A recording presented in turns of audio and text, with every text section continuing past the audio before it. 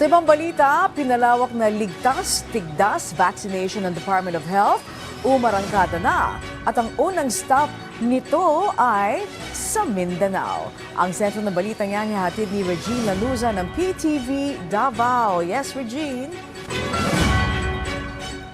Yes, Angie, puno ng iyakan ng mga bata pero nagpapasalamat naman ang mga magulang dahil protektado na ang kanilang mga anak kontra measles o tigdas at rubella. Ito ang naging sitwasyon sa isinagawang kick-off ceremony ng Measles Rubella Supplemental Immunization Activity para sa Mindanao na isinagawa dito sa lungsod ng General Santos.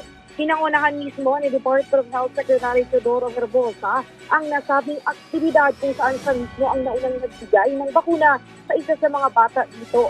Hinimok din ito ang iba pang mga magulang na babakunahan na ang kanilang mga anak para protektado sa nasabing mga sakit. Binigyang din ito na dapat mabakunahan ang mga batang may edad ng 6 hanggang 59 na buwan. Ito'y kahit natapos na itong mabakunahan, kulang ng bakuna o wala pang bakuna.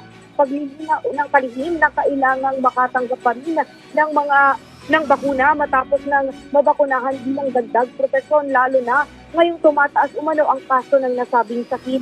Dagdag pa niya na target na lang mabakunahan ang 95% ng populasyon ng mga bata. Paliwanag pa ng kalihim na sa isang batang may sakit ay kayang makahawa ng 2 hanggang 18 bata.